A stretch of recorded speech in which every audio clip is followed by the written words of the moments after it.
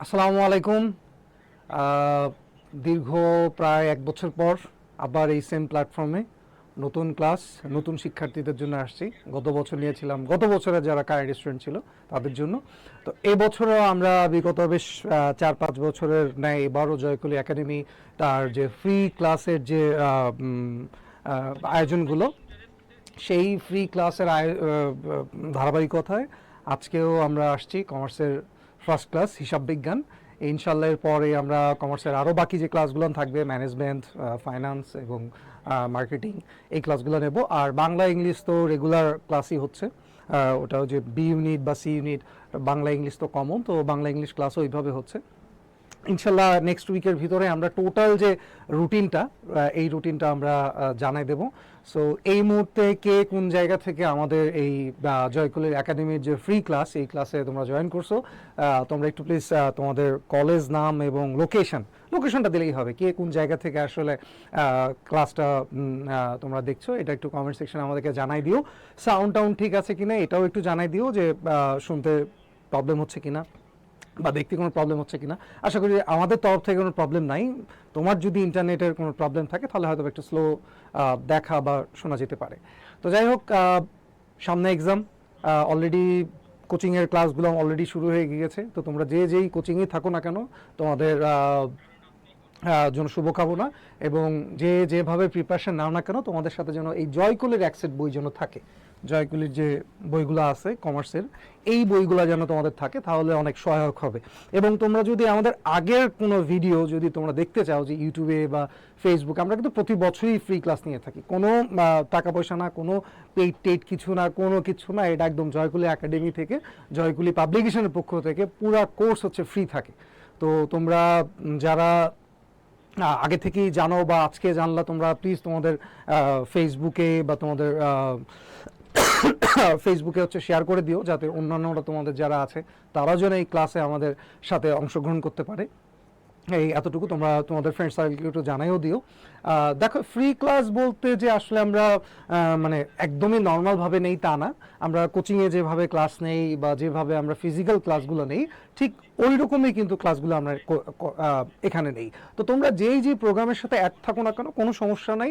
কারণ আমার একজন, মানে আমার কোচিংয়ে যিনি পরিচালক, উনি সবসময় একটা কথা বলেন যে একটা ক্লাস করে যদি, মানে কোনো এক জায়গা থেকে একটা ক্লাস বা একটা বই পড়ে যদি তোমার ঢাকা ইউনিভার্সিটি বা আদার কোনো ইউনিভার্সিটির একটা কোশ্চেনও কমন পড়ে, দ্যাটস এনাফ। কারণ দেখো, কোশ্চেন কিন্তু বেশি হয় না, 12টা এমসিকিউ থাকে, 8টা রিটেন পার্ট থাকে। আমি অ্যাকাউন্টিংয়ের কথা বললাম। এই যে আজকে আমি যে ক্লাসটা নেব, আজকে আমি তেমন কিছু পড়াবো না, শুধু জাস্ট গত বছর যে কোশ্চেনটা হয়েছিল সেটা নিয়ে আমরা একটু অ্যানালাইসিস করব। সো গত বছর যে কোশ্চেনটা ওই ঢাকা ইউনিভার্সিটি সি ইউনিটে আসছিল, সেই 12টা কোশ্চেন এবং সেই রিটেন পার্টটা নিয়ে আমরা আলোচনা করব। তো যেটা বলতে যাচ্ছিলাম যে ক্লাস, আসলে ক্লাসগুলো যদি তুমি তোমার কোচিংয়ে যেটা করছো বা যদি আদার্স কোথাও পড়েও থাকো, তোমার কাছে যদি অন্য কোনো পাবলিকেশনে কোনো বই থাকে, জয়গুলির যদি কোনো বই থাকে, এখান থেকে যদি একটা কোশ্চেনে 12টার ভিতরে যদি একটা কোশ্চেন কমন আসে, দ্যাটস এনাফ।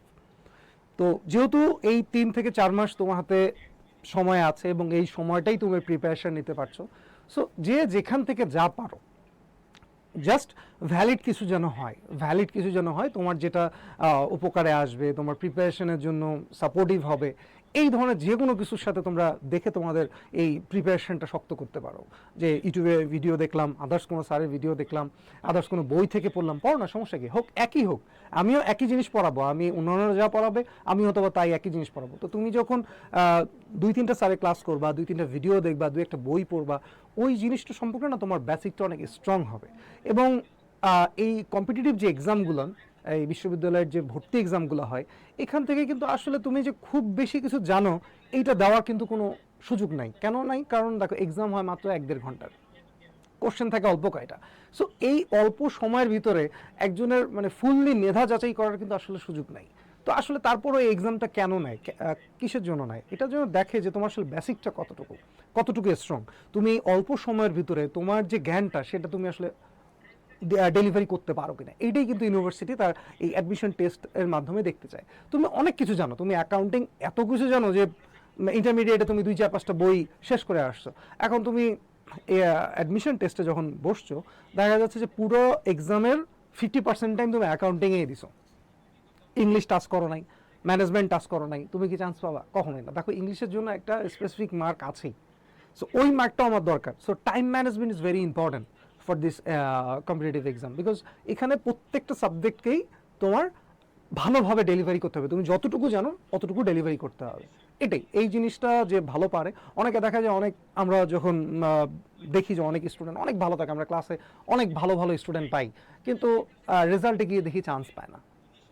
রিজনটা কি, আশা করি যে সে অথবা 1 থেকে 100-র ভিতরে থাকবে, আলটিমেটলি দেখা যায় যে সিট কয়টা আছে, যে 836 বা 865 যে কয়টা সিট আছে, ওখানের ভিতরে তার একটা সিটও নাই। তার কারণ কি, সে 1-2টা কোশ্চেন নিয়ে এত বেশি প্যানিক করছে এক্সাম হলে, সে বাকি কোশ্চেনগুলো দাগানোর সময় পায় নাই। এই ভার্সিটি অ্যাডমিশন টেস্টের যে টাইমটা, এটা যে এত দ্রুত চলে যায়, তুমি একবার এক্সাম হলে না বসা পর্যন্ত এটা কখনোই ফাইন্ড আউট করতে পারবে না।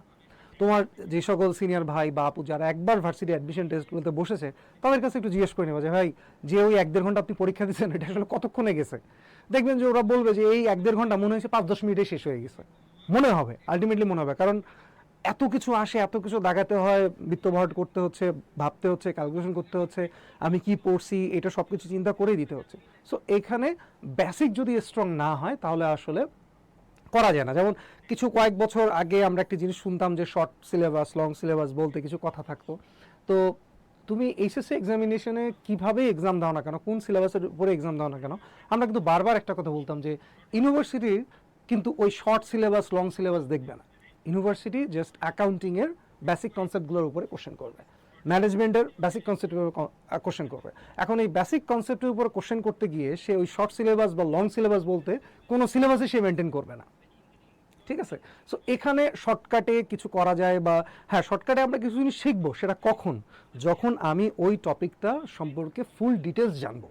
আমি যখন ফুল বেসিকটা জানবো যে আসলে এক্স্যাক্টলি এই জিনিসটা কি, এটার হিট কোথায়, এটা কাকে বলে, কি জানতে চাচ্ছে, এই জিনিসগুলো যখন ফাইন্ড আউট করতে যাব, তখন ক্যালকুলেশন পারপাস বা মনে রাখার জন্য আমরা কিছু ট্রিক্স অবলম্বন করব, যাতে অল্প সময়ে আমার ওই জিনিসটা মনে পড়ে।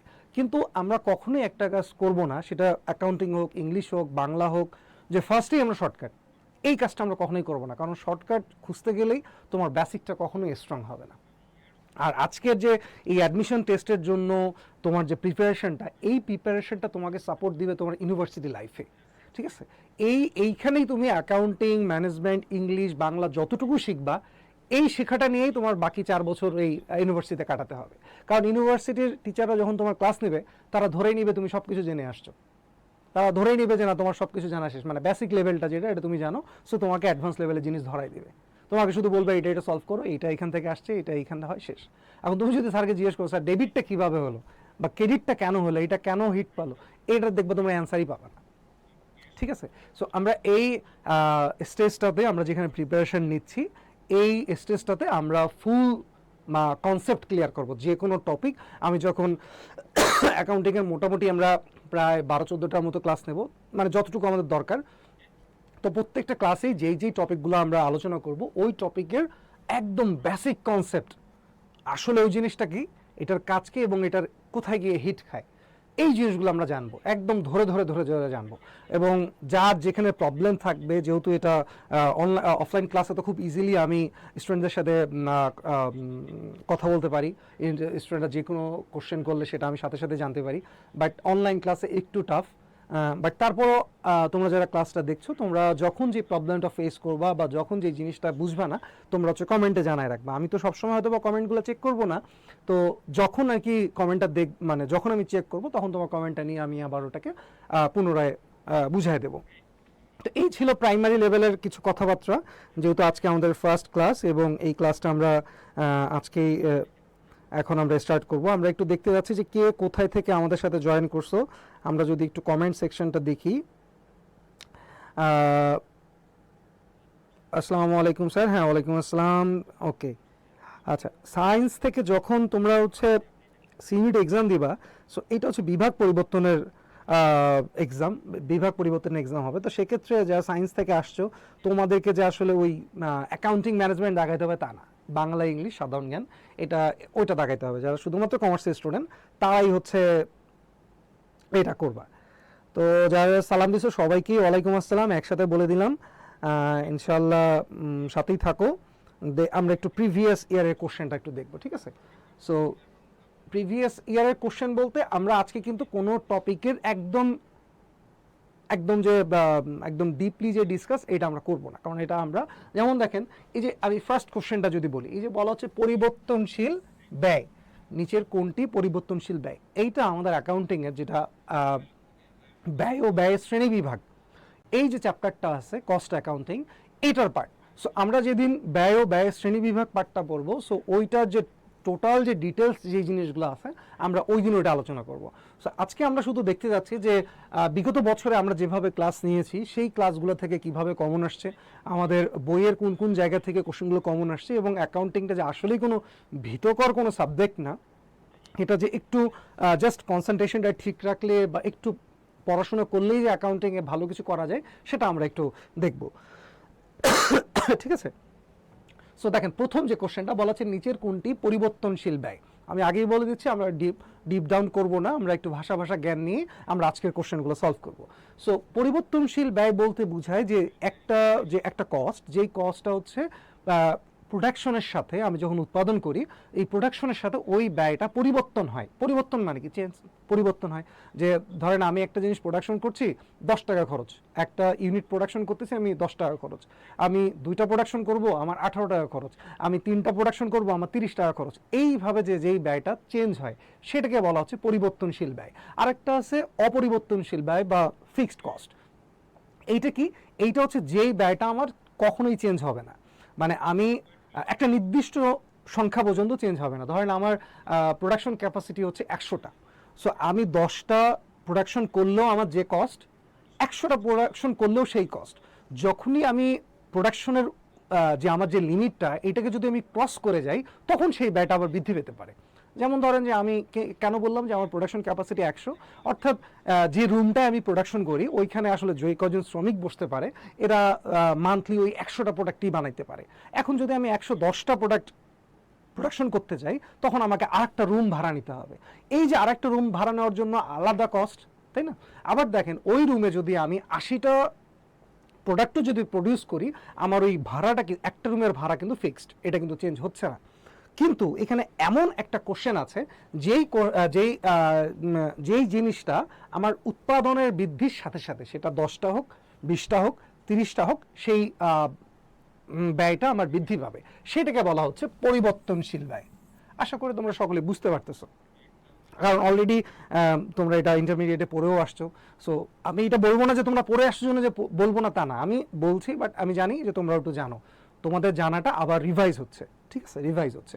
সো যদি আমি প্রথম, অনেকে অলরেডি অ্যান্সার করেও ফেলছো যে অ্যান্সার সি, ওকে ঠিক আছে, আমরা একটু দেখবো যে বাকি অ্যান্সারগুলো কেন হবে না, ঠিক আছে? আমরা এইটা একটু দেখতে যাচ্ছি। ইশরাক মনি একের সি, থ্যাংক ইউ। এমডি নাজমুল সঠিক অ্যান্সার দিয়েছো, তোমাকেও থ্যাংক ইউ। সো আমরা দেখি যদি বিমা খরচটা আসলে প্রোডাকশনের সাথে রিলেটেড না, এটা মানে প্রোডাকশনের যে কোয়ান্টিটিটা এটার সাথে রিলেটেড না।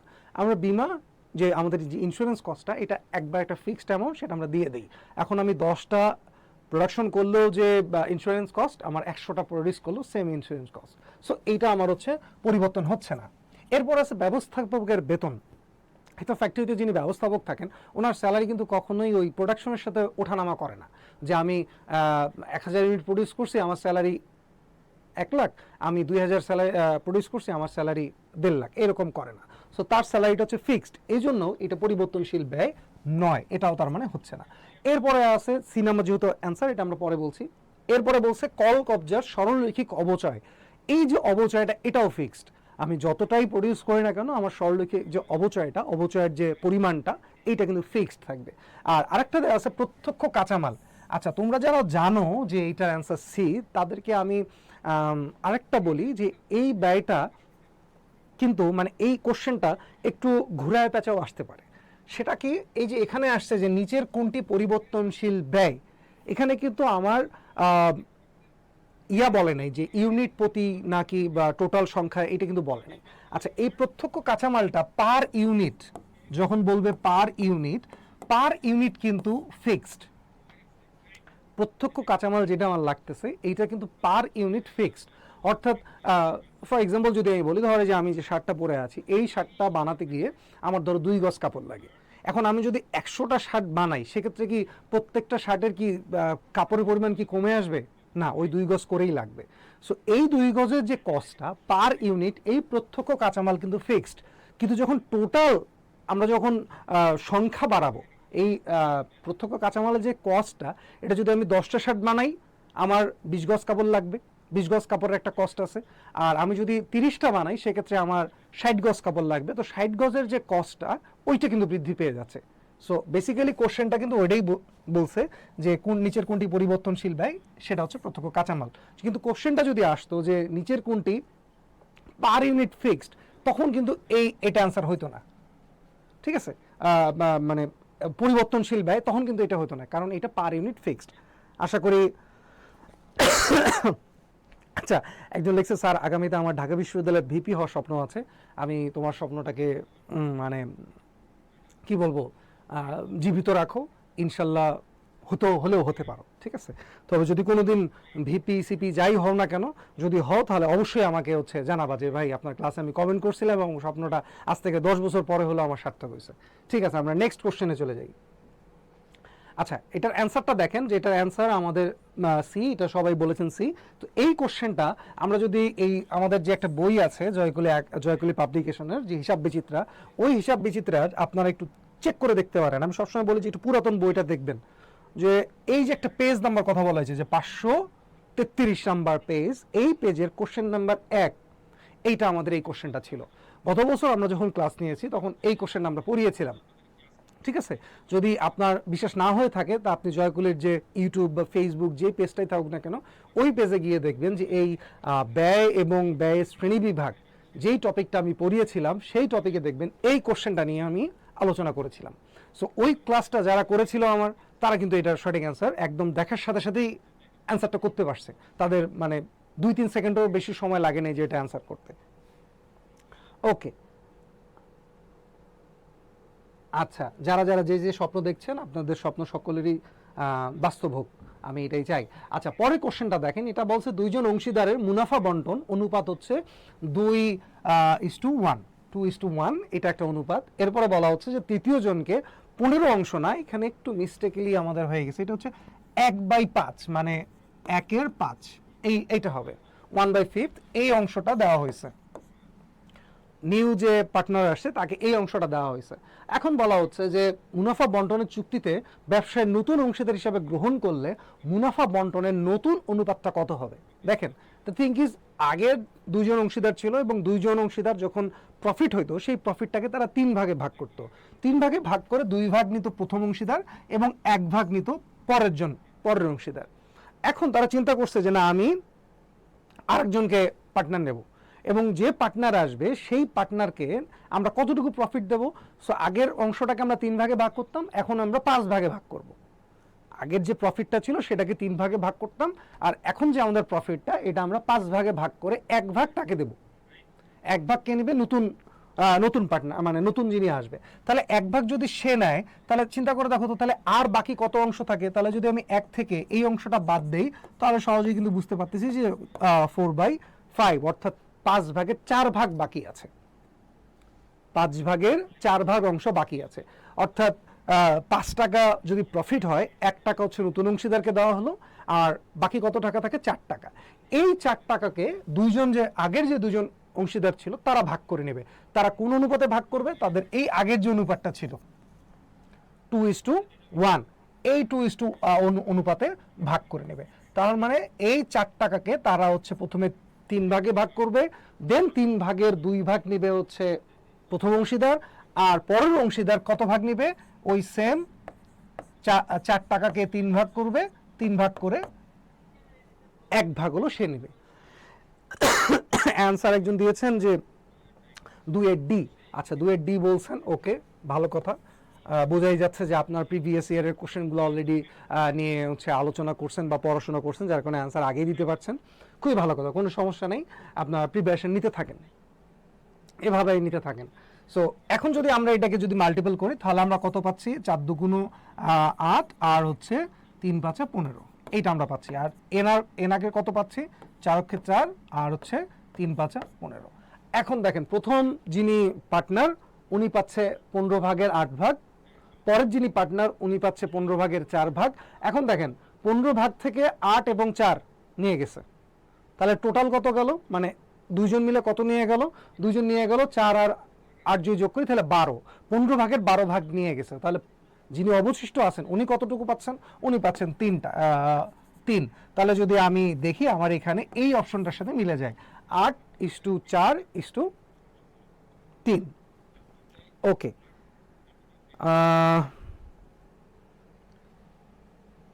আচ্ছা একজন লিখছেন যে এটা কত সেশনের মনে হয় কোশ্চেন জানতে যাচ্ছেন। এটা হচ্ছে লাস্ট ইয়ার যে এক্সামটা হচ্ছে, একদম যে লাস্ট ইয়ার যে কোশ্চেনটা হয়েছে সেটার আমরা সলভ করছি। আচ্ছা, আশা করি এটার যদি কোনো প্রবলেম থেকে থাকে তোমাদের সলভ হয়ে গেছে।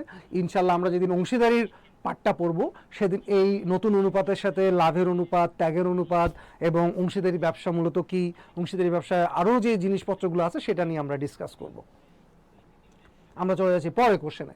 আচ্ছা, পরের কোশ্চেনটাই বলা, এটাও কি অ্যান্সার, এবং এটা দেখো এটাও বলা হচ্ছে যে হিসাব বিচিত্রার যে বইটা আছে 350 নাম্বার, সেই বইয়ের প্রশ্ন নাম্বার 1 এখান থেকে কমনটা হুবহু আসছে। তো তোমরা চাইলে এখনই মিলাই নিতে পারো যে এটা আসলে আদৌ আসছে কিনা, মানে জয়গুলো আসলে মিথ্যা কথা বলছে না সত্য কথা বলছে, এই জন্য প্রমাণটাও তোমাদের দিয়ে দিয়েছে, যে তোমরা চাইলে একটু দেখতে পারো। আচ্ছা, পরের কোশ্চেনটা চলে যায়। পরের কোশ্চেনটা বলছে আবারও এই কোশ্চেনটাও আসছে হচ্ছে ওই ব্যয় ও ব্যয়ের শ্রেণী বিভাগ, কস্ট অ্যাকাউন্টিং, যেটাকে আমরা ইন্টারমিডিয়েটে বলে আসছি, এবং অধ্যায়টার নাম ছিল ব্যয় ও ব্যয়ের শ্রেণী বিভাগ। সেই অধ্যায় থেকে এবারও এই কোশ্চেনটা আসছে। এই কোশ্চেনটাকে বলছে নিচের কোনটি পণ্য খরচের অন্তর্ভুক্ত নয়। পণ্য খরচ, দেখেন এই জন্যই আমি ক্লাসের শুরুতেই বলছি যে আপনাকে বেসিকটা জানতে হবে, যে এক্স্যাক্টলি ওই জিনিসটা মানে কি বোঝায়। এই যে পণ্য খরচের অন্তর্ভুক্ত নয়, আমি যতটুকু জানি যে মানে আমরা ক্লাসে যখন পড়াই বা আমাদের বিভিন্ন বই বা লেকচার শিটে এই ব্যাপারটা এভাবে কিন্তু বলা নেই। এটা কিন্তু খুবই কমন বেসিক একটা কথা বলা হয়েছে। যদি বলা হতো যে মুখ্য ব্যয়ের অংশ নয় কোনটা, বা টোটাল উৎপাদন ব্যয়ের অংশ নয় কোনটা, তাহলে আমরা খুব ইজিলি বুঝতে পারতাম। কিন্তু দেখেন কোশ্চেনটা আসছে কি পণ্য খরচ। পণ্য খরচ কথাটার মানে কি?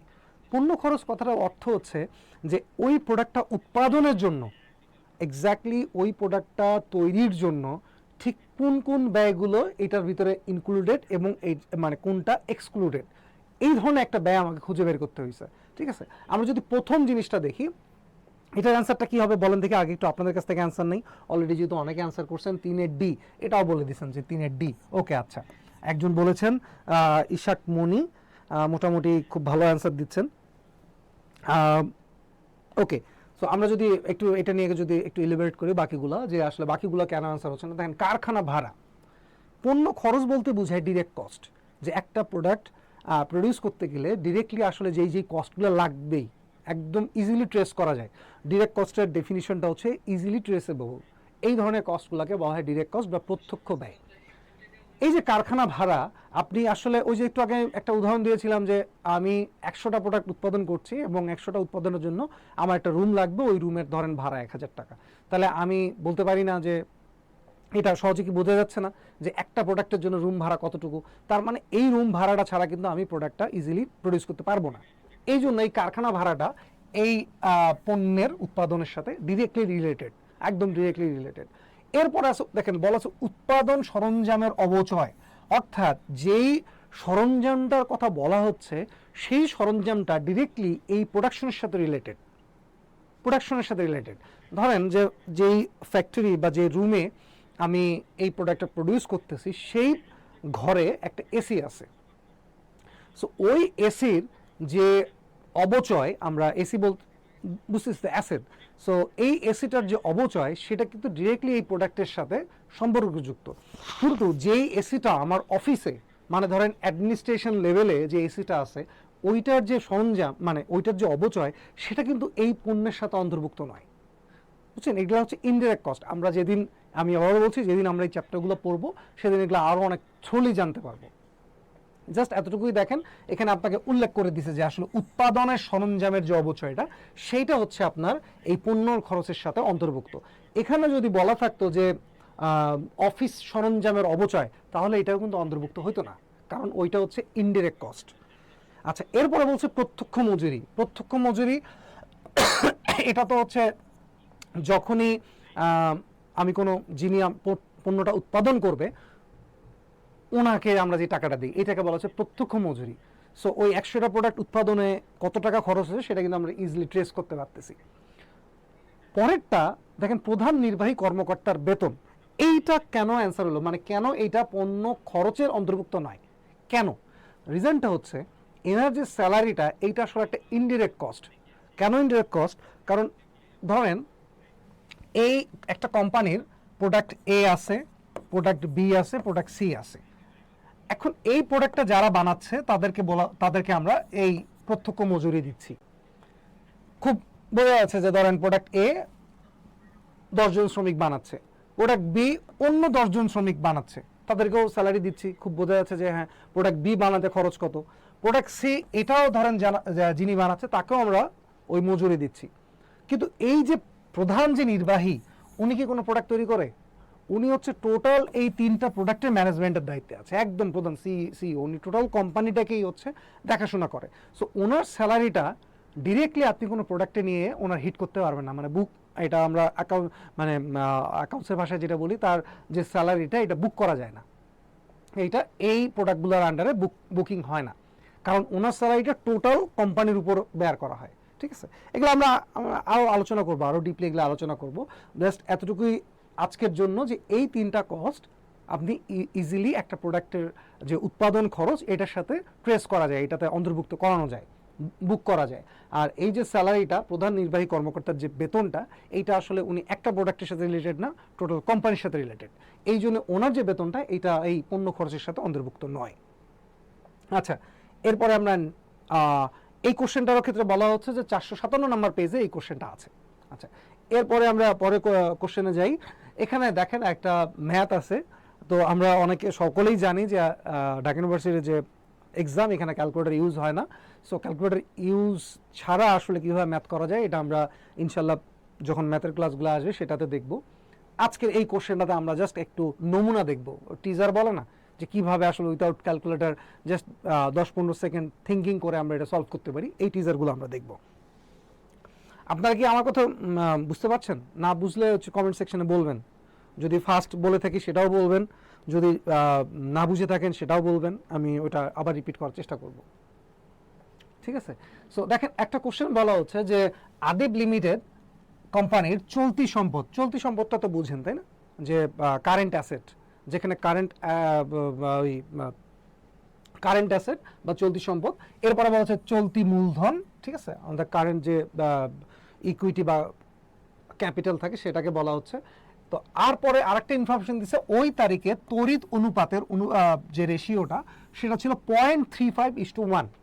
আচ্ছা, এই কোশ্চেনটা সলভ করার জন্য আমার মোটামুটি 2টা জিনিস জানতে হবে। সেটা হচ্ছে কি,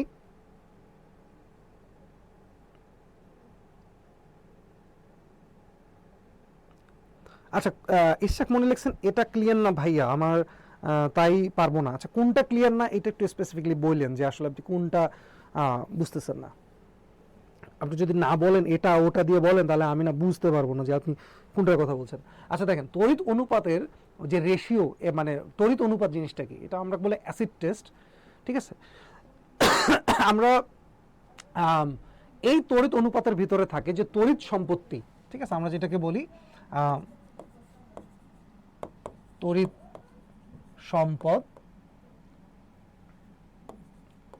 সম্পদ আর হচ্ছে চলতি দায়, এইটাকে একসাথে বলা হয় তড়িৎ অনুপাত।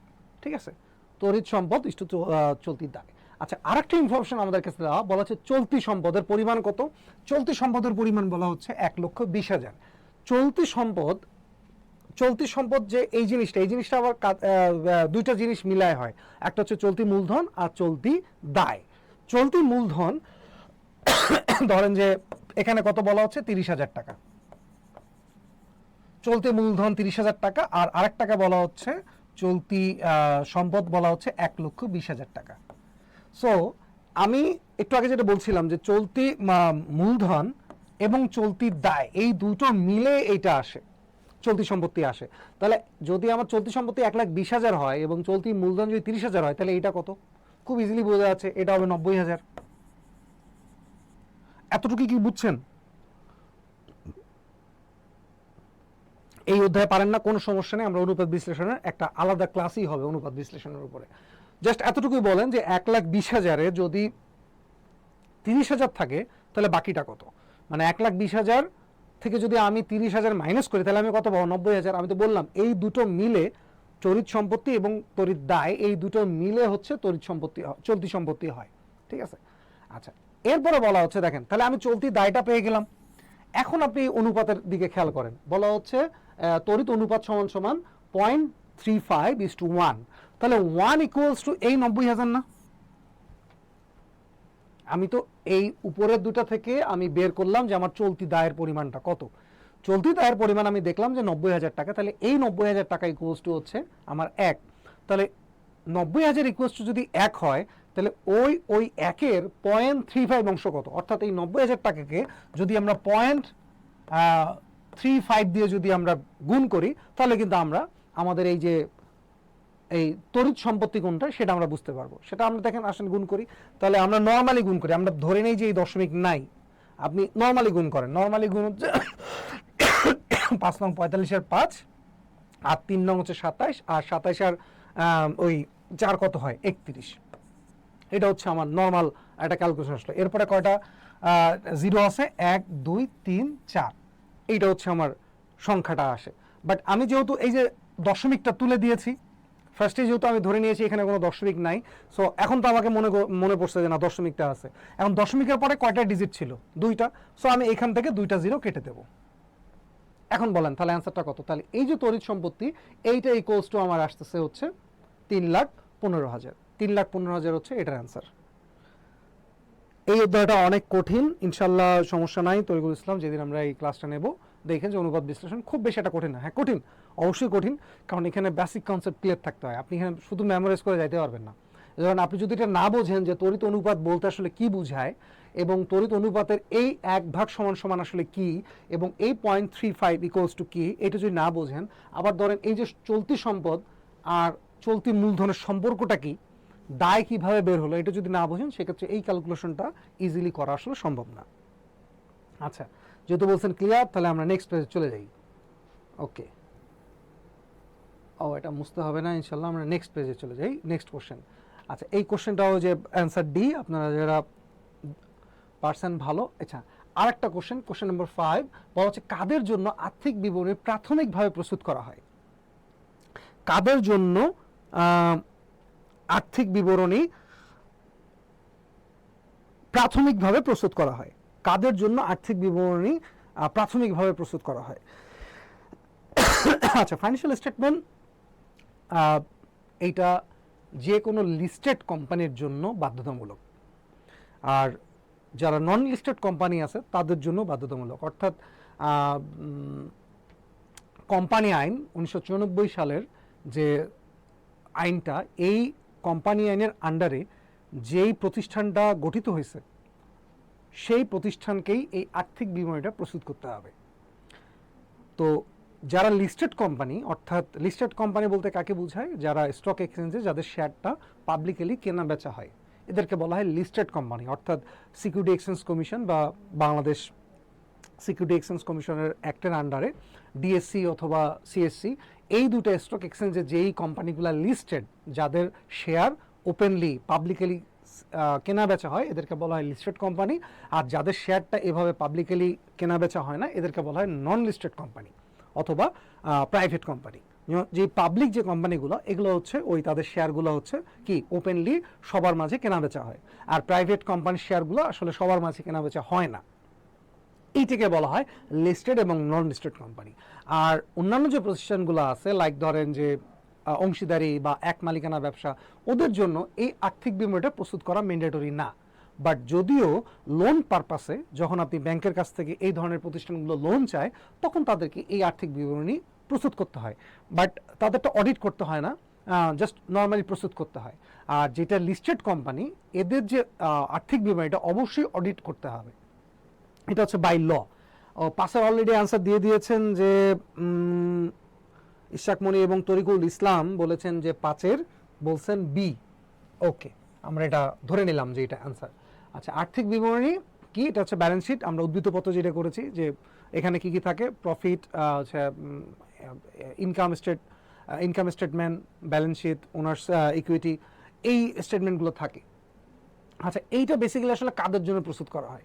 প্রথমে দেখেন বলছে অভ্যন্তরীণ ব্যবহারকারী। আচ্ছা, জিনিসটা কেমন না যে একটা কোম্পানি একটা আর্থিক বিবরণী প্রস্তুত করলো, এটা কি অভ্যন্তরীণ ব্যবহারকারীরা ব্যবহার করবে না?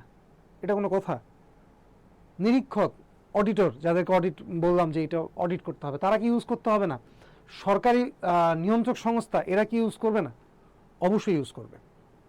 কিন্তু এখানে বলা হচ্ছে প্রাথমিকভাবে, অর্থাৎ এই আর্থিক বিবরণীটা প্রস্তুত করার আমার মেইন উদ্দেশ্যটা কি? আমি একটু আগে বলেছিলাম যে প্রোপ্রাইটরশিপ, অংশীদারি, এই যে এক মালিকানা ব্যবসা, এদের জন্য এই আর্থিক বিবরণীটা প্রস্তুত করা ম্যান্ডেটরি না। কেন না? তার কারণ তারা হচ্ছে এই কাউকে দেখাইতে যাবে না যে আমার আয় ব্যয় কতটুকু হয়েছে, এটা আসলে তারা দেখাবে না। কিন্তু যে পাবলিক লিমিটেড যে কোম্পানিগুলো, তারা তাদের আয় ব্যয়ের হিসাবটা দেখাইতে হবে। তার কারণ তাদের ওনাররা এটা দেখবে, শেয়ার হোল্ডাররা, তারাও তাদের ওনার। তুমি আপনার কাছে যদি কোনো লিস্টেড কোম্পানির শেয়ার থাকে, you are the owner of this company. এখন আপনার কি জানার দরকার নাই যে আমি এটা আসলে মানে কতটুকু প্রফিট হয়েছে, কতটুকু লস হয়েছে, এটা জানতে চাবেন না? অবশ্যই জানতে চাবেন। কীভাবে জানবেন? এই আর্থিক বিবরণীর মাধ্যমে। এই কারণে এই আর্থিক বিবরণীটা প্রাথমিকভাবে, এটা যে মেইন যে উদ্দেশ্যটা, সেটা হচ্ছে বহিস্থ ব্যবহারকারীরা।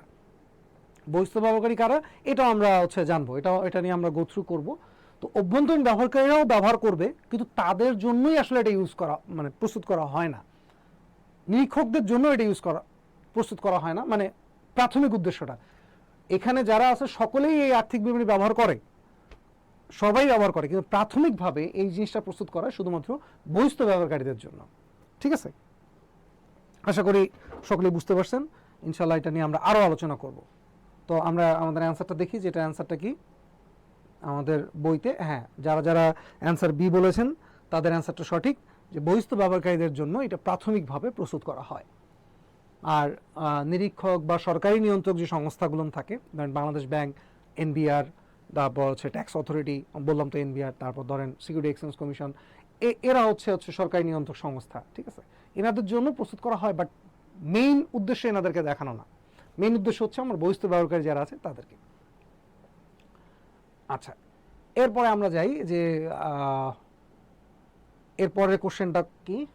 আচ্ছা, 6 নম্বরে বলছে নিচের কোন হিসাবটি সমাপনী জাবেদা এবং খতিয়ান করার পরে শূন্য হয়ে যাবে, শূন্য ব্যালেন্স। দেখছেন, এমন একটা হিসাব, যে হিসাবটাকে যখনই আমরা সমাপনী জাবেদা দেব অথবা খতিয়ানভুক্ত করব, তখনই ব্যালেন্সটা জিরো হয়ে যাবে। এখানে এমন কোন জিনিসটা আছে যে এটা এরকম জিরো হয়ে যাবে? জিরো হয়ে যাবে বলতে কি বোঝেন? জিরো হয়ে যাবে বলতে যে এটা একদম মানে নাই হয়ে যাবে, ব্যাপারটা তা না। দ্য থিং ইজ, ওই সময়ের জন্য আর এটা থাকবে না। এখানে এমন একটা খরচ, মানে এমন একটা আইটেম আছে, যে আইটেমটা আপনি সমাপনী জাবেদার মাধ্যমে বন্ধ হয়ে যাবে। ওই নির্দিষ্ট সময়ের জন্য এটা বন্ধ হয়ে যাবে, আবার পরের বছর থেকে আবার এটা পুনরায় চালু হবে। 6 অ্যান্সার অলরেডি একজন দিয়ে দিয়েছেন, ইশাক মনি, সবগুলোই সঠিক অ্যান্সার দিচ্ছেন। Good, very good. আচ্ছা, আমরা অ্যান্সারটা নিলাম, বাট আমরা একটু দেখতে চাবো যে বাকিগুলো কেন অ্যান্সার হচ্ছে না। আমরা এটাও জানবো। সবসময় যে আমরা সঠিক অ্যান্সারটা জানবো তা না, বাকিগুলো কেন না এটাও আমাদের জানতে হবে। আচ্ছা, সমাপনী দাখিলার মাধ্যমে সাধারণত এক ধরনের অ্যাকাউন্টকে বন্ধ করে দেওয়া যায়। ঠিক আছে, আর যেটা স্থায়ী, মানে যেটা টেম্পোরারি অ্যাকাউন্ট, ঠিক আছে, এগুলোকে বন্ধ করে দেওয়া যায়। যেটা পার্মানেন্ট যে অ্যাকাউন্টগুলো, পার্মানেন্ট যে হিসাবগুলো, এগুলোকে আসলে বন্ধ করা যায় না। পার্মানেন্ট বলতে কি, আজও আছে, কালকেও থাকবে, পরশুও থাকবে, তারপরের দিনও থাকবে, তারপরের দিনও, মানে কোম্পানি যতদিন ততদিন এই অ্যাকাউন্টগুলো থাকবে। এটাকে বলা হয় পার্মানেন্ট অ্যাকাউন্ট।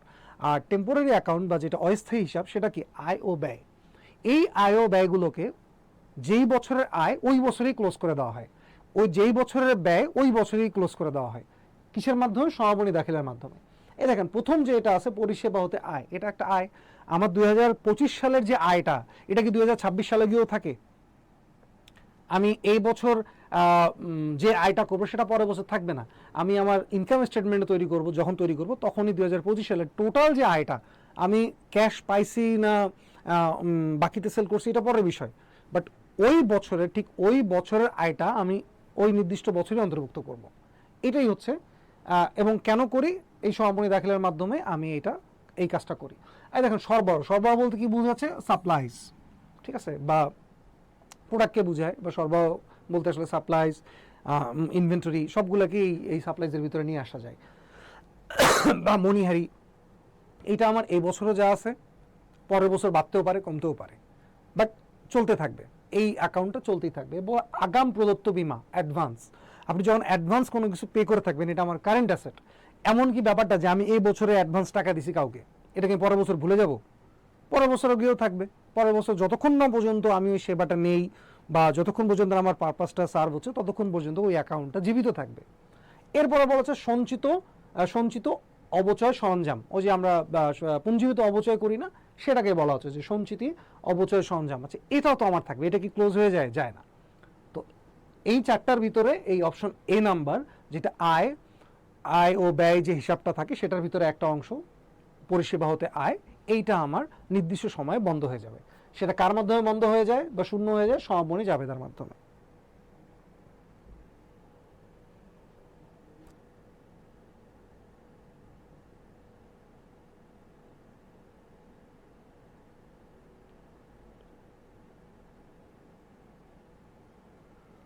ওকে, আমরা নেক্সট কোশ্চেনে চলে যাই। আচ্ছা, নেক্সট কোশ্চেন হচ্ছে নিম্নের কোন লেনদেনটির ফলে হিসাব সমীকরণে একটি দায় কমবে এবং আরেকটি দায় বাড়বে? এটা হিসাব সমীকরণ থেকে কোশ্চেন। আমরা যেদিন অ্যাকাউন্টিং ইকুয়েশন পড়বো যে এ ইকুয়ালস টু এল প্লাস ওই, এটা হচ্ছে একটা প্রাথমিক সমীকরণ, অ্যাকাউন্টিং এর মেইন সমীকরণ। এ ইকুয়ালস টু এল প্লাস ওই, এইটা যেদিন আমরা পড়বো সেদিন আমরা খুব ভালো করে বুঝতে পারবো যে কোনো একটা হিসাব বা যে কোনো ধরনের একটা আর্থিক ঘটনা আমার এই কোশ্চেনটাকে হিট করবে দুইবার হিট করবে। ঠিক আছে, যে কোনো একটা লেনদেন সেটা যদি আর্থিক হয়ে থাকে অবশ্যই এখানে দুইবার হিট করতে হবে। ঠিক আছে, যদি দুইবার হিট না করে তাহলে সেটা লেনদেনই না। যদি দুইবার হিট না করে, আমি আবার বলছি, যদি কোনো ঘটনা এই দুইটাকে এইখানে যদি হিট না করে তাহলে সেটাকে আমরা লেনদেনই বলি না। আমরা ওই যে পড়ছিলাম না যে নিচে একটা ঘটনাকে লেনদেন বলার জন্য তিনটা বৈশিষ্ট্য থাকতে হয়, তিনটা বৈশিষ্ট্যের ভিতরে একটা পড়ছিলাম না যে হিসাব সমীকরণের প্রভাব ফেলবে, এইটাই সেই হিসাব সমীকরণ। যেখানে যদি প্রভাব না ফেলে তাহলে ওই ঘটনাটাকে আমরা আর্থিক লেনদেন বলবো না। আচ্ছা, তাহলে এখন আমরা এইখানে যে চারটা এমসিকিউ যে অপশনের কথা বলা হয়েছে, আমরা দেখব যে এমন একটা ঘটনা যার মাধ্যমে আমার একবার এল অর্থাৎ লাইবিলিটি বৃদ্ধি পাইছে, আবার একবার লাইবিলিটি কমে গেছে। এমন কোন ঘটনা আছে সেটা আমাকে খুঁজে বের করতে হবে। ঠিক আছে, দেখেন আমরা কোশ্চেন কিন্তু সলভ এভাবে করব। আচ্ছা, এরপরে আমরা একটু দেখি যে এটার অ্যান্সারটা আসলে কিভাবে হয়। দেখেন, ধারে সেবা প্রদান, আমরা যদি কাউকে ধারে সেবা প্রদান করে থাকি, তাহলে হিসাব সমীকরণের প্রভাবটা কি আসে?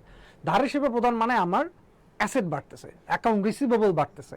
সো যখনই অ্যাকাউন্ট রিসিভেবল বাড়বে তখন আমার কি হবে? এই যে এইটা বৃদ্ধি পাবে।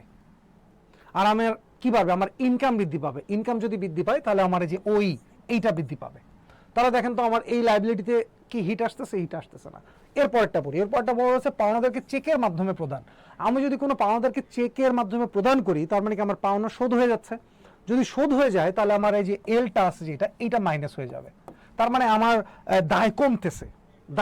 কিন্তু আমার এখানে শর্ত হচ্ছে দুইটা, দায়ও কমতে হবে এবং কি আরেকটা দায়ও বাড়তে হবে। এরকম দুইটা কন্ডিশন দিছে। আমার শুধু একটা কন্ডিশন মিললে আমি ওটারে নিব না। যখন আমি পাওনাদারকে প্রদান করছি তখন কিসের মাধ্যমে প্রদান করতেছি? চেক। এই চেকটা কোথায় থেকে আমার মাইনাস হবে? আমার ব্যাংক অ্যাকাউন্ট থেকে মাইনাস হবে। সো ব্যাংক অ্যাকাউন্টটা আমার জন্য কি অ্যাসেট না? ব্যাংকে আমার টাকা আছে, সেটাও তো আমার সম্পত্তি। তার মানে আমার এই যে নিয়ে আসেন, এই যে আমার অ্যাসেট, এটাও মাইনাস হয়ে যাবে। তাহলে দেখেন ওইটা কি অ্যান্সার হচ্ছে? অ্যান্সার হচ্ছে না। তাহলে হচ্ছে আমার এ নাম্বারটা অ্যান্সার হচ্ছে না, বি নাম্বারটা অ্যান্সার হচ্ছে না। এরপরে বলা হচ্ছে দেনাদারের চেক প্রত্যাখ্যান। দেনাদারের চেক প্রত্যাখ্যান বলতে বোঝাচ্ছে যে যার কাছে আমি টাকা পাই, উনি আমাকে একটা চেক দিছিলেন। সেই চেকটা যখন আমি ব্যাংকে জমা করছি, তো যিনি আমাকে টাকা দিছিলেন ওনার অ্যাকাউন্টে আসলে টাকা নেই। উনি ভাব দেখানোর জন্য আমার চেক দিছে যে ভাই আপনি আমার কাছে টাকা পান, যান চেক দিয়ে দিলাম আপনার। কিন্তু ভদ্রলোকের অ্যাকাউন্টে টাকাই নেই। সো এই যে টাকা নাই, এই জন্য আমি কিন্তু টাকা পাই নাই। সো আমার মানে এইটার হিসাব সমীকরণে কি প্রভাব আছে? এটা কিন্তু হিসাব সমীকরণে আমার একটা প্রভাব নাই। এবং এই দেনাদারকে চেক প্রত্যাখ্যান, এটা কিন্তু অনেকটা মানে লেনদেনের ভিতরেই আসে না, যে আমার কোনো হিটই করে না এটা। আচ্ছা, এরপরে যেটা আছে যে আচ্ছা সরি, এটা মানে লেনদেনটা এভাবে, যদি দেনাদার যে আমাকে টাকা দিচ্ছে না এই কারণে আমার যে দেনাদারটা এটা আবার বৃদ্ধি পাচ্ছে, আমার দেনাদারটা আবারও বৃদ্ধি পাচ্ছে। সো আমার যে মানে অ্যাকাউন্ট রিসিভেবল আছে এটা আবারও বৃদ্ধি পাচ্ছে, আর তার কাছ থেকে তো আমি টাকা পাইলাম না, আমি তো ভাবছিলাম টাকা পাবো, এই জন্য আমার ক্যাশটাও আর বৃদ্ধি পাবে না। আচ্ছা এরপরে বলা হচ্ছে সি নাম্বার, তাহলে একটা আছে। আচ্ছা বলা হচ্ছে পাওনাদারকে বিলে স্বীকৃতি প্রদান। দেখেন আগেরটাই ছিল পাওনাদারকে চেকের মাধ্যমে প্রদান, এইটাকে আমরা নেই, কিন্তু আমরা যেহেতু তিনটা অলরেডি বাদ গেছে, অলরেডি আপনারা বুঝতেছেন যে অ্যান্সার সি হবে, কিন্তু সিটা কেন হবে সেটাও আমাকে জানতে হবে, যারা জানেন না তাদেরকে বলছি যে পাওনাদারকে বিলে স্বীকৃতি প্রদান মানে হচ্ছে এই পাওনাদারকে টাকাটা আমি একটা বিলে সাইন করে দিয়েছি, যেটা পে করবে ব্যাংক। ব্যাংক আমাকে একটা লোন দিবে, যেই লোনের মাধ্যমে আমি এই পাওনাদারকে পরিশোধ করব। বিলে স্বীকৃতি প্রদান বলতে বোঝানো হচ্ছে যে আমার অ্যাকাউন্টে যে টাকা আছে সেই অ্যাকাউন্ট থেকে কিন্তু পাওনাদারকে পরিশোধ করা হবে না, আমার অ্যাকাউন্টে যদি টাকা নাও থাকে তারপরও হচ্ছে পাওনাদারকে পরিশোধ করবে, এবং কে পরিশোধ করবে? ব্যাংক পরিশোধ করবে। আচ্ছা এটা অনেক অন্য বিষয় একটা, যে ব্যাংকের সাথে আমার সম্পর্ক আছে বা ব্যাংকে আমার একটা লোন আছে, ওই লোন থেকে আরও কিছু টাকা বাড়াই দিয়ে আমাকে এইটা শোধ করবে, এইটার মিনিংটা এইটা বলা হচ্ছে যে বিলে স্বীকৃতি প্রদান। সো যখন আমি পাওনাদারকে পরিশোধ করতেছি তখন আমার লাইবিলিটি কিন্তু কমে যাচ্ছে। এখন কথা হচ্ছে কিসের মাধ্যমে পরিশোধ করতেছি? বিলের মাধ্যমে পরিশোধ করতেছি। এই বিলটাও পেমেন্ট করবে কে? ব্যাংক। ব্যাংকও আমাকে আবার লোন দিল, ব্যাংক কিন্তু আমার অ্যাকাউন্ট থেকে টাকা কাটতেছে না, অ্যাকাউন্ট থেকে টাকা কাটছে হচ্ছে ফার্স্টেরটা, এই বি নাম্বারটা, চেকের মাধ্যমে। আমার অ্যাকাউন্ট যদি টাকা থাকে তখনই আমি তাকে চেক দেবো, যে ভাই আপনি চেক নিয়ে যান, তখন আমার কিন্তু অ্যাসেট কমবে। কিন্তু এখানে বলা হচ্ছে বিলে স্বীকৃতি প্রদান, এইটা হচ্ছে সে যে বিলটা নিয়ে আসছে, পাওনাদার যে বিলটা নিয়ে আসছে, এইটা হচ্ছে আমার ব্যাংকের সাথে চুক্তি হয়েছে যে আমি যদি আমার টাইম মতো টাকা না দিতে পারি তাহলে ব্যাংক যেন এই টাকাটা দিয়ে দেয়। মানে এটা একটা কন্ট্রাক্ট থাকে, এটা একটা কন্ট্রাকচুয়াল প্রসেস হয়। সো সেখানে বলা হয় যে 90 দিনের ভিতরে যদি আমি টাকা না দিতে পারি, এটা হচ্ছে ব্যাংক গ্যারান্টি দেয় যে ব্যাংক হচ্ছে এই টাকাটা পরিশোধ করে দেবে। সো যখনই ওইটার ভিতরে আমি সাইন করতেছি তাহলে আমার কি এই যে লাইবিলিটিটা বাড়তেছে, বুঝতে পারছেন? এই যে দেখেন এই কোশ্চেনটার মাধ্যমেই আমি আপনাদেরকে বলতে চাই যে যারা চিন্তা করেন যে শর্টকাটে অ্যাকাউন্টিং শিখবো, এই জিনিসটা চিন্তা করেন না। আপনার যে সামনে 3 থেকে 4 মাস আছে, এই 3 থেকে 4 মাসের ভিতরে ফুল বেসিকটা আপনাকে জানতে হবে। আপনি যদি এটা না বোঝেন যে সে বিলে স্বীকৃতি প্রদান মানে জিনিসটা কি, তাহলে কিন্তু হবে না। আপনি মুখস্থ করে গেলেন যে হ্যাঁ বিলে স্বীকৃতি প্রদান, বিলে স্বীকৃতি প্রদান, বাট এটা একটু চেঞ্জ হয়েও আসতে পারে। যে বললো যে পাওনাদারকে ব্যাংকের একটা গ্যারান্টির মাধ্যমে পরিশোধ করা হয়েছে, ওইটাও কিন্তু অ্যান্সার হবে। ঠিক আছে, যে আমি টাকা না দিতে পারলে ব্যাংক আমাকে দেবে, ব্যাংক এই লোনটা দিচ্ছে, যার কারণে আমার লাইবিলিটিও আবার ইনক্রিজ করতেছে। আচ্ছা আমরা পরের কোশ্চেনে চলে যাই। এটা জয়গুলো একটা বই থেকে আসছিল, কিন্তু ওই কোশ্চেনটা আসলে ওইভাবে আসে নাই। পৃষ্ঠা নাম্বার 57-তে আমাদের একটা আলোচনা আছে, ওই আলোচনা থেকে এই কোশ্চেনটা আসছে গত বছর, একদম হুবহু এটা আসে নাই। আচ্ছা এরপর একটা কোশ্চেন হচ্ছে, বলা হচ্ছে সমাপনী মজুত পণ্য কম দেখানো হয়, এটা যদি দেখানো হয় সেক্ষেত্রে আমাদের নিট লাভে এটার প্রভাব কি? নিট লাভ বলতে কি বোঝায়? যে একদম সলিড যে প্রফিটটা, এই প্রফিটটা গ্রস প্রফিট না, মানে মোট লাভ না। এখানে বলা হচ্ছে যে নিট লাভে এটার প্রভাব কি। দেখেন যখনই সমাপনী মজুত পণ্য কম দেখানো হবে, আমরা একটা পরবর্তীতে একটা ছক দেখাবো, যে যখনই সমাপনী মজুত পণ্য কম, এর মানে হচ্ছে আমার বিক্রিত পণ্যের ব্যয়টা বেশি। ঠিক আছে, বিক্রিত পণ্যের ব্যয়টা বেশি। তো যখন আমার ব্যয় বেশি হয় তখন কি আয় কম হয় নাকি বেশি হয়? যখন আমার ব্যয়টা বেশি হয় তখন আমার আয়টা কম হয়। তাহলে বলেন তো এখানে অ্যান্সারটা কি হবে?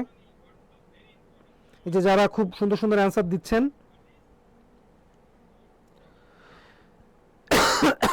যারা অ্যান্সার দিচ্ছেন তারা এটা বলেন যে কোশ্চেন নাম্বার 8 এটার অ্যান্সারটা কি হবে, যে মজুত পণ্য কম দেখানো হলে নিট লাভের উপরে এর প্রভাবটা কি হয়।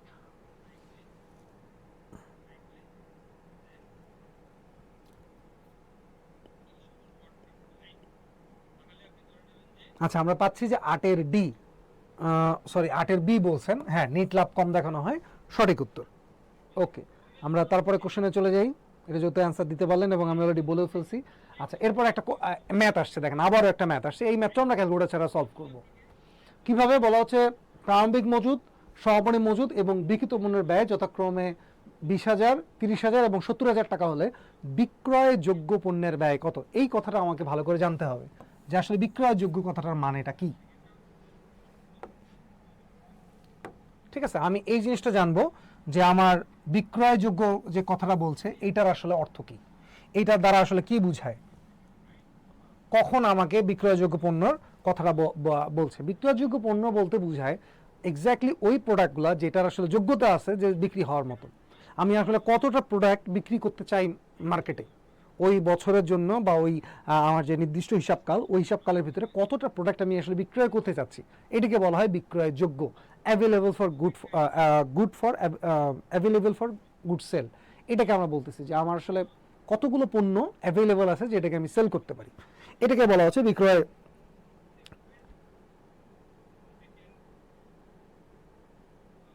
আচ্ছা, এটার অ্যান্সার কি হবে দেখেন, বলা হচ্ছে যে প্রারম্ভিক মজুদ, সমাপনী মজুদ এবং বিক্রিত পণ্যের ব্যয় যথাক্রমে এত। আচ্ছা, আমরা এখানে একটা ছক পড়ি, একটা টি ছক পড়ি, যেখানে আমরা এইখানে লিখি হচ্ছে প্রারম্ভিক মজুদ, ঠিক আছে, প্রারম্ভিক মজুদ এই কথাটা লিখি, আর এখানে লিখি হচ্ছে সমাপনী মজুদ। আচ্ছা, এইখানে আমরা লিখি হচ্ছে কৃত পণ্যের ব্যয়, আর এইদিকে হচ্ছে বিক্রিত পণ্যের ব্যয়।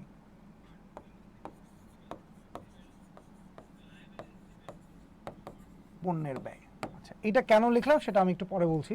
বেসিক্যালি এই দুটা, আমি যদি প্রারম্ভিক মজুদ এবং কৃত পণ্যের ব্যয়টাকে যদি যোগ করতে চাই, তাহলে কিন্তু আমার এই বিক্রয়যোগ্য পণ্যের ব্যয়টা আসে। কিভাবে দেখেন, ধরেন আমি বছরের শুরুতে আমি প্রোডাক্ট ব্যবসা শুরু করছি 3টা নিয়ে, এরপরে সারা বছর ধরে আমি 7টা প্রোডাক্ট পারচেস করছি, তাহলে এখন চিন্তা করেন টোটাল কতটা প্রোডাক্ট আমি বিক্রি করতে পারবো। টোটাল আমি 10টা প্রোডাক্ট বিক্রি করতে পারবো। এরপরে ধরেন যে আমার কাছে এই ইনফরমেশনটা নাই, এই যে কৃত পণ্যের ব্যয় ইনফরমেশনটা নাই, আমার কাছে আছে প্রারম্ভিক মজুদ, সমাপনী আর বিক্রিত পণ্যের ব্যয়। আমাকে বলছে সমাপনী মজুদ আমি বিক্রি করতে পারি নাই 4টা পণ্য, আর আমি বিক্রি করে ফেলছি 6টা পণ্য, ঠিক আছে। এখন চিন্তা করেন তাহলে টোটাল কয়টা পণ্য আমি বিক্রি করতে চাইছিলাম।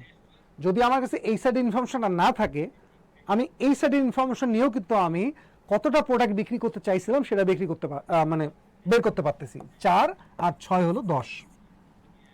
এই দুটো সবসময় সেম হবে।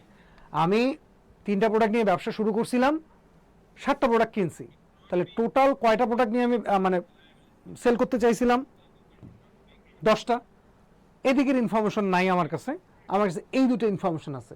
সমাপনী মজুদ আমি বিক্রি করতে পারিনি 4টা, আর আমি বিক্রি করে ফেলছি 6টা, তাহলে টোটাল কয়টা আমি বিক্রি করতে চাইছিলাম, 10টা। দেখেন যখন এই কোশ্চেনগুলো আসে তখন এই 4টার ভিতরে যে কোনো একটা ইনফরমেশন হাইড থাকে। যেমন দেখেন এই কোশ্চেনটার ভিতরেও কিন্তু প্রারম্ভিক মজুদ দেওয়া আছে, সমাপনী মজুদ আছে, বিক্রিত পণ্যের ব্যয় আছে, অর্থাৎ প্রারম্ভিক মজুদ এইটা আছে, সমাপনী মজুদ আছে, আর বিক্রিত পণ্যের ব্যয় আছে।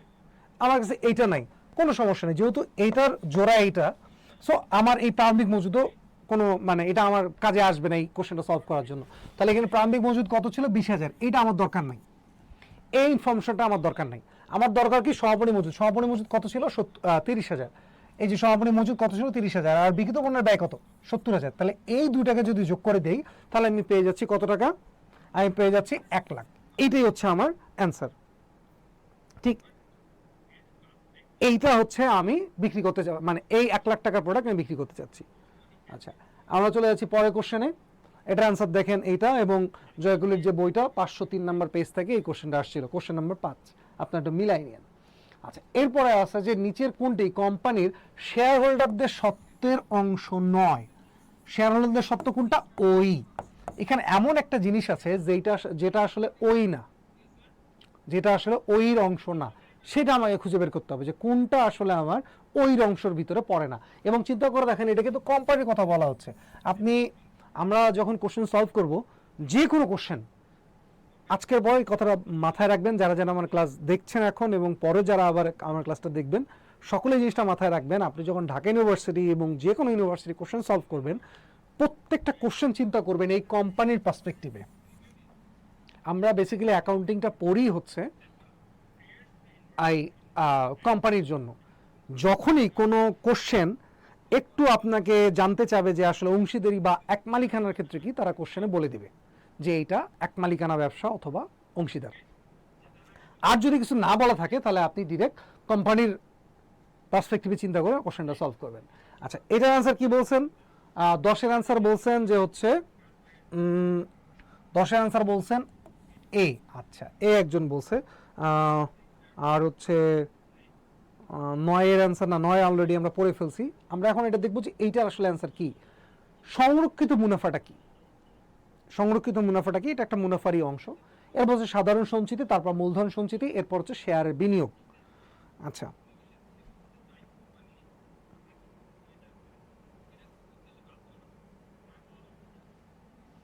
আমরা এটা একটা অ্যান্সার বলেন তো, এটার অ্যান্সার অলরেডি বলছেন। আচ্ছা ঠিক আছে, আমরা দেখি।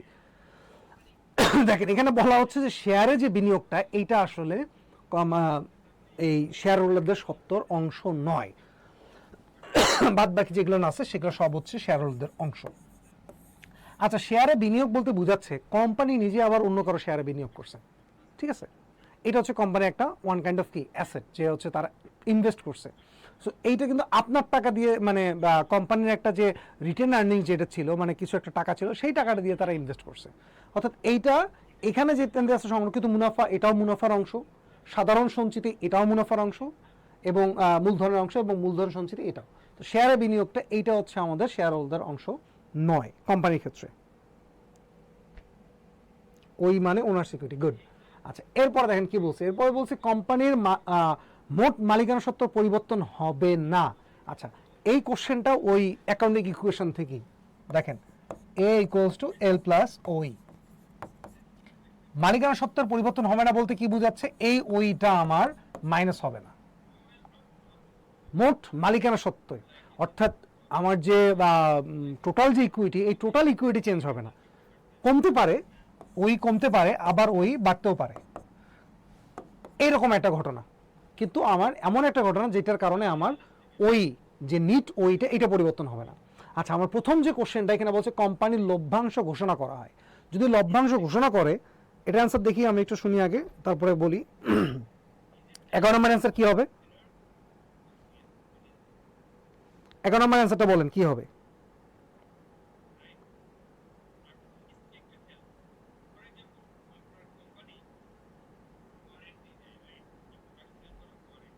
এটার অ্যান্সার কি হবে মোটামুটি কি?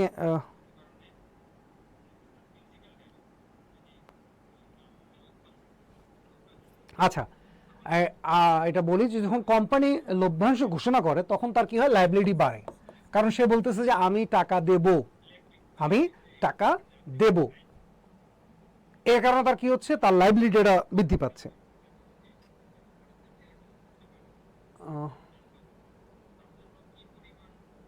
লাইবিলিটি বৃদ্ধি পাচ্ছে এবং কি ওই কমে যাচ্ছে, এটা তার একটা ব্যয়, লভ্যাংশ দেওয়া কি ব্যয়, তার মানে কি তার ওইটা কমে যাচ্ছে। এরপরে বলছে তার মানে কি ওই কমে যাচ্ছে, তার মানে এটা কি অ্যান্সার হবে? হবে না। এরপরে বলা হচ্ছে যে কোম্পানি শেয়ার ইস্যু করে। আচ্ছা, তার যদি শেয়ার ইস্যু করা হয়, কোম্পানি যদি শেয়ার ইস্যু করা হয়, তাহলে কি মালিকানা সত্ত্ব বৃদ্ধি পাচ্ছে?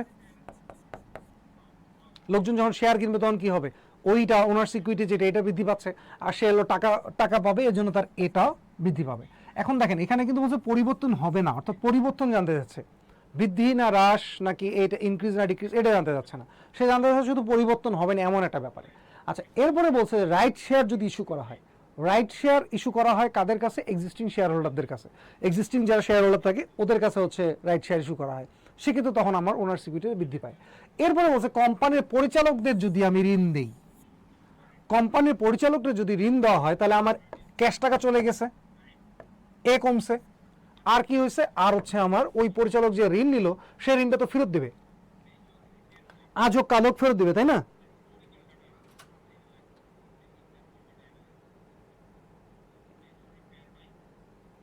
তাহলে সে যদি ঋণ দেয়, দেখেন সে কোম্পানি হচ্ছে ঋণ দিচ্ছে, তার মানে সে ইনভেস্ট করছে, মানে এই কোম্পানি যখন কাউকে ঋণ দেয় এটাকে বলা ইনভেস্টমেন্ট, সেক্ষেত্রে তার আবার ওই অ্যাকাউন্ট রিসিভেবল জিনিসটা বাড়ছে। তাহলে দেখেন এই যে ঘটনাটা, এই ঘটনাটার কারণে আমার কি ওইতে হিট হয়েছে? ওই কোনোভাবে হিট হয়েছে? হয় নাই। বাকিগুলোতে এই এ বি সিতে কিন্তু কোম্পানি হিট খাইছে, মানে ওই হিট খাইছে, কিন্তু নিচেরটাতে কিন্তু ওই হিট খায় নাই। এই জন্য অ্যান্সার হচ্ছে কোনটা আমার? ডি। আচ্ছা, আমরা পরের কোশ্চেনটায় চলে যাই। পরের কোশ্চেনটা দেখেন বলছে যে এটা একটা ম্যাথ, যে 13 জুন তারিখে 2/10 নেট 30 শর্তে 750 টাকার বাকিতে বিক্রয় করা হয়, 16 জুন তারিখে 50 টাকার পণ্য ফেরত আসে, 23 জুন তারিখে সম্পূর্ণ অর্থ পাওয়া গেলে প্রাপ্ত অর্থের পরিমাণ কত? অর্থাৎ যে ডিসকাউন্ট, ঠিক আছে, ক্যাশ ডিসকাউন্টের এই ম্যাথটা। আচ্ছা, আমরা যদি খুব দ্রুত এটা সলভ করতে চাই, তাহলে দেখেন টোটাল অ্যামাউন্ট হচ্ছে আমার 750 টাকা। এখান থেকে আমার ফেরত গেছে কত? আমার ফেরত গেছে হচ্ছে 50 টাকা। তাহলে এক্স্যাক্টলি আমাকে তাকে পে করতে হবে কত? এক্স্যাক্টলি তাকে পে করতে হবে আমার 700 টাকা। এখন এখানে একটা কন্ডিশনের কথা বলছে 2/10, তার মানে কি 10 দিনের ভিতরে যদি সে টাকাটা পরিশোধ করে সেক্ষেত্রে 2% কি ডিসকাউন্ট সে পাবে, ক্যাশ ডিসকাউন্ট পাবে। আর নেট 30 মানে 30 দিনের ভিতরে দিতেই হবে, এবং 10 দিন যখন পার হয়ে যাবে তখন সে আর এই ডিসকাউন্টটা পাবে না। এখন চিন্তা করেন তার সেল হয়েছে কত? তার সেল হয়েছে 10 তারিখে এবং টাকা পাওয়া গেছে কত? 23 তারিখে। তার মানে কি 10 দিনের ভিতরে টাকাটা দিছে, একদম লাস্ট মোমেন্টে গিয়ে দিছে, খুব চালাকি করছে। লাস্ট মোমেন্টে দিলেও তো এটা 10 দিনের ভিতরেই পড়তেছে, তাহলে যদি 10 দিনের ভিতরে পড়ে তাহলে সেই এইখানে কি সে এই ডিসকাউন্টটা পাবে। তাহলে যে ডিসকাউন্ট পায় সেই ডিসকাউন্টটা কত? 7-এর 2%, 700-র 2%। তাহলে 700-র 2% কত হয়? আমরা যদি নর্মালি যদি যোগ করি তাহলে 700-র 2% ইকুয়ালস টু হচ্ছে 14 টাকা। নর্মালি যদি ইয়ে করে থাকি, তাহলে এই 700 থেকে যদি 14 বাদ দিয়ে থাকে তাহলে তার নিট টাকার পরিমাণটা হচ্ছে 686 টাকা। তাহলে এখানে অ্যান্সারটা কি হবে বলেন তো? সি। অ্যান্সারটা হচ্ছে কত? সি। তো এই 12টা কোশ্চেন আমরা গতবার আমরা যদি প্রিভিয়াস, আমি বললাম আমাদের পেজে এখনও ক্লাসগুলো আছে, ফ্রি তো সবসময় থাকে। তো আপনারা যদি এখনও গত বছরে কোনো ক্লাস বের করে দেখতে চান, মানে আপনার কনফিডেন্স লেভেলটা বাড়ানোর জন্য, আপনি গত বছরে যে কোনো যেই টপিকগুলো থেকে আমরা আলোচনা করলাম, ওই টপিকগুলো যেদিন আমরা আলোচনা করছি বা যেদিন পড়াইছি সেদিন গিয়ে দেখেন ওই মানে টপিকগুলো আমরা বলছি, এবং কোন কোশ্চেন এই বইটার কোথায় থেকে আসছে সেটাও কিন্তু মোটামুটি একটু আপনাদেরকে একটা ধারণা দেওয়া হয়েছে। সো ইনশাল্লাহ এভাবেই আপনারা এই ফ্রি ক্লাসগুলো করতে থাকেন।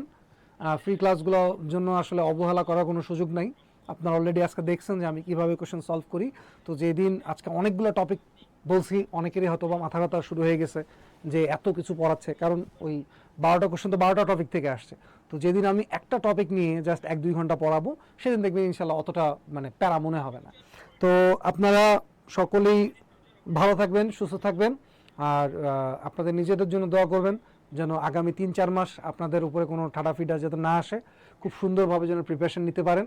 আর জয়কলির প্রত্যেকটা ক্লাসের সাথে থাকেন, এখানে বাংলা, ইংলিশ, যেটা আমি শুরুতেও বলেছি, ইংলিশ, তারপর হচ্ছে ম্যানেজমেন্ট, অ্যাকাউন্টিং, ফাইন্যান্স, সব ক্লাসই নেওয়া হবে এবং আপনাদের জন্য সম্পূর্ণ ফ্রি। আমরা কখনোই এই 6টা-7টা ক্লাস পর বা 3টা-4টা ক্লাস পরে গিয়ে বলবো না যে টাকা দেন, কোর্সে ভর্তি হন, এটা এটা এটা বলবো না। আপনারা যে যেখানেই প্রিপারেশন নিচ্ছেন না কেন, সাথে আপনার একটা জয়কলির এক সেট বই থাকুক, এবং সেই বইগুলোতে যদি কোনো প্রবলেম ফেস করেন এবং ওই বইগুলো নিয়েই আমরা হচ্ছে এখানে ক্লাসগুলো নেব। তো নেক্সট উইকে আবার আপনাদের সাথে দেখা হবে। ওই দিন আমরা একদম একটা টপিক ধরে ধরে, একটা অধ্যায় ধরে ধরে আমরা ওই টপিকে যা কিছু আছে ইনশাল্লাহ ওই দিন আমরা কভার করার চেষ্টা করব। তো ওই উইকের ওই ক্লাসটার আশায় ইনশাল্লাহ দেখা হবে। আর অতক্ষণ পর্যন্ত ভালো থাকেন, সুস্থ থাকেন। আল্লাহ হাফেজ।